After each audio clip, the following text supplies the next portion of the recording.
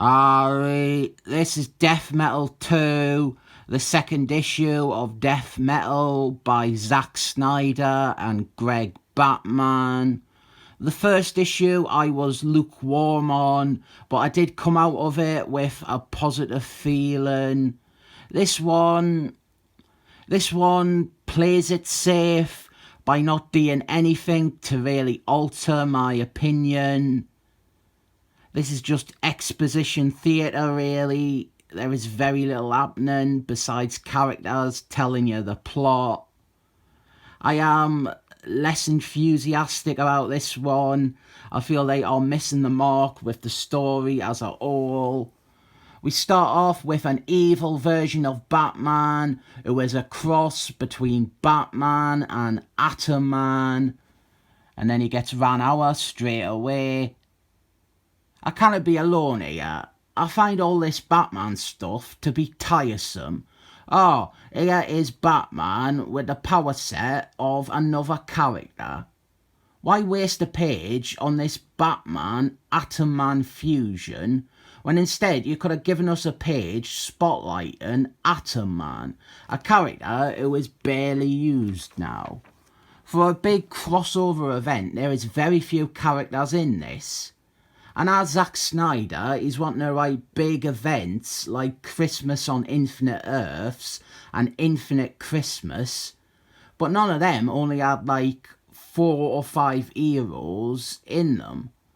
He's also set up this world which we didn't see come to be, and he's not really exploring it either.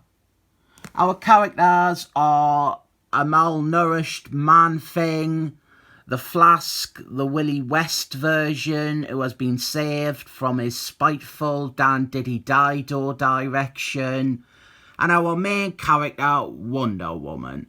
We also have Batman later on.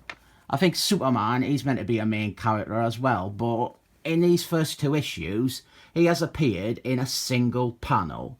And the other characters we have got are the Justice Society of Superheroes. Great to see them again. They have been off the board pretty consistently since the New 52. So this is sort of their comeback. We have got the Flask, the one with the funny art, Dr. Fates, Green Lanterns, the John Scott version, the original, and then Black Panther. Best part of the issue is probably this bit down here where we get a tender moment between the 2 Flasks. Very nice to see. The Justice Society of Superheroes, despite being introduced here, they do virtually nothing in this issue. And to be honest, almost every character does virtually nothing. And then we have got Batman. I didn't like how Batman is written. Zack Snyder, in general, I didn't like his Batman. In this, and in Metal Dark Knight, Batman is written as a paranoid control freak. He wants to do everything himself, and he doesn't listen to anyone else. It's just annoying, and not Batman. Exposition, lots of backstory, some of it spinning out of the Justice League comic, which I dropped long before any of this stuff with Manhattan Man or Lenny Luthor's becoming whatever this is. We have got more exposition here. I didn't get this. You have set up this world and you're just telling us about it rather than ever showing it. Wonder Woman, her big plan is to basically have the Flask, Willie West, save the day.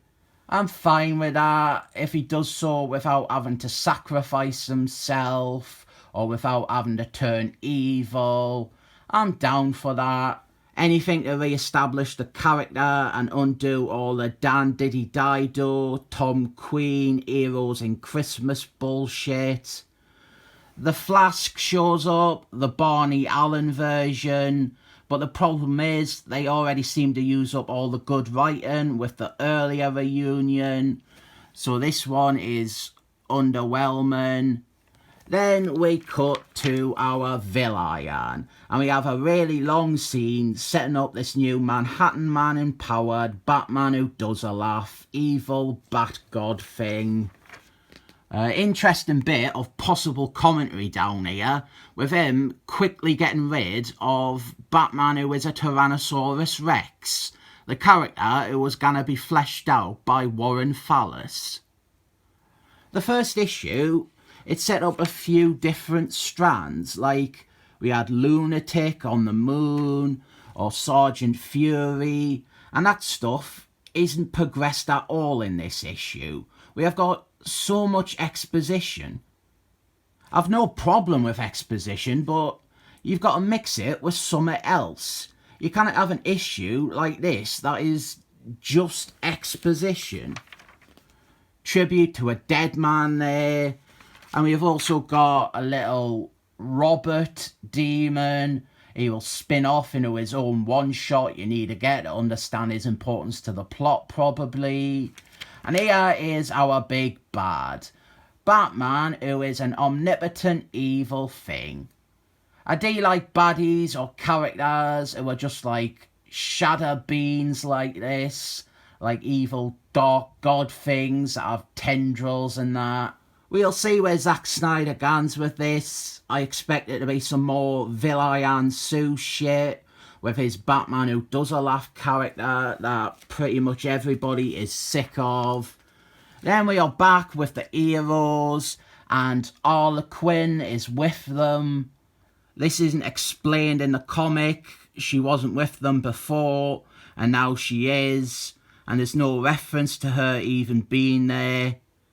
I'm guessing there is another exciting one-shot that you have to purchase to learn her backstory and why she is with the heroes here. No thanks, I'm fine without it. This isn't a great issue.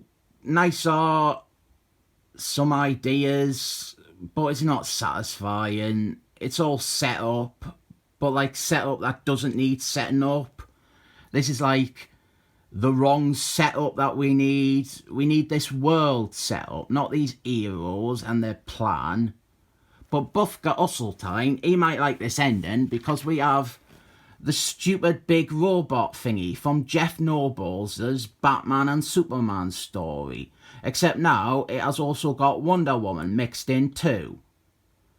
I'm no more a fan of it in 2020 than I was in 2006.